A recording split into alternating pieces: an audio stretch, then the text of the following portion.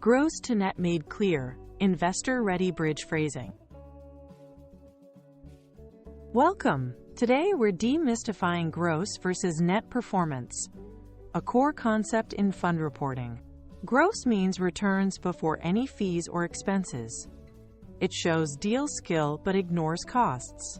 Net means returns after management fees, fund expenses, and carried interest. This is what investors actually experience. Professionals benchmark managers on net because it reflects real, cash-on-cash results. To make the math transparent, we use performance bridges that map the journey from gross to net, line by line. By the end, you'll know how to phrase each deduction clearly, avoid confusion, and present investor-ready numbers. A clean bridge starts with gross performance. For example, gross IRR or gross MoIC. Then you step down through each cost. First, subtract management fees charged by the fund. Next, subtract fund expenses such as administration, audit, custody, and FX costs. After operating costs, deduct carried interest and any catch-up per the fund's waterfall. Each step shows how much value is removed and why. The final stop is net performance, the figure investors use to compare managers and make allocation decisions. One path, clear labels, no surprises. Clarity beats flair. Use consistent terms across slides. Don't switch between fees, management fees, and advisory fees unless defined. Name each deduction and its basis, percentage, calculation method, and period. Show timing by separating realized effects, already occurred, from unrealized, estimated. Keep the language neutral and avoid undefined acronyms. Spell out at first use, then keep usage consistent. This approach builds trust, helps auditors trace numbers, and lets investors see exactly how you moved from gross to net without decoding jargon. Use precise, repeatable lines. Example: less management fees of X% per annum, time-weighted. This tells rate and method. For operating costs, write less fund operating expenses of YBPS actuals, so the viewer sees scale and that these are real booked amounts. Clarify allocation. Expenses allocated pro rata to invested capital explains who bears what. Add context when applicable. Disclosure. Expense cap/waiver applied where relevant to show investor protections.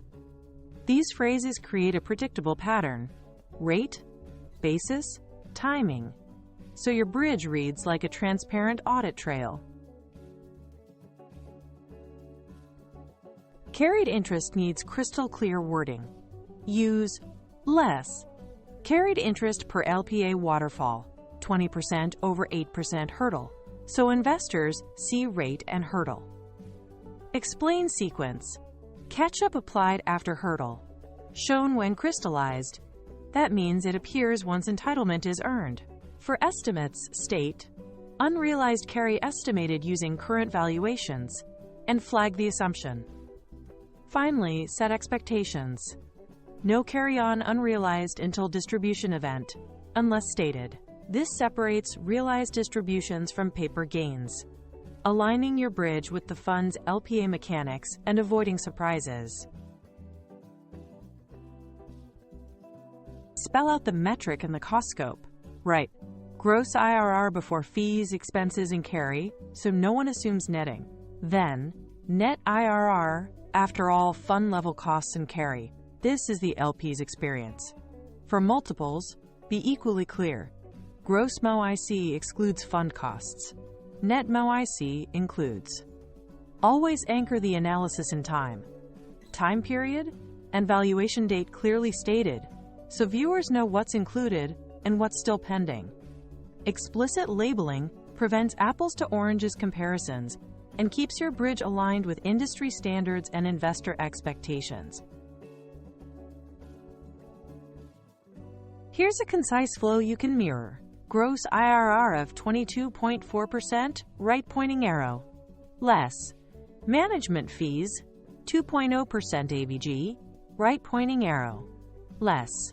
Expenses, 0.4% AVG, right pointing arrow. Less. Carried interest per LPA, right pointing arrow.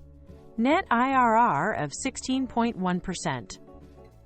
For multiples, gross MoIC 2.0x, right pointing arrow. Net MoIC 1.7x, after all costs. Close with a timestamp and assurance. All figures as of Q2 2025, audited where noted. This structure shows rate, basis, and sequence in one glance, helping investors trace how each deduction impacts final performance without digging through footnotes. To earn trust, be transparent, consistent, and dated. Label every line with basis, rate, and timing, and separate realized versus unrealized impacts. Use neutral, repeatable phrasing so the bridge reads the same across decks and periods. Remember, net is the decision metric. Make the gross to net bridge obvious and easy to follow. If someone can reconstruct net performance from your slide alone, you've done it right. Keep disclosures visible, methods repeatable, and dates current. That's how you present performance investors can understand and confidently act on.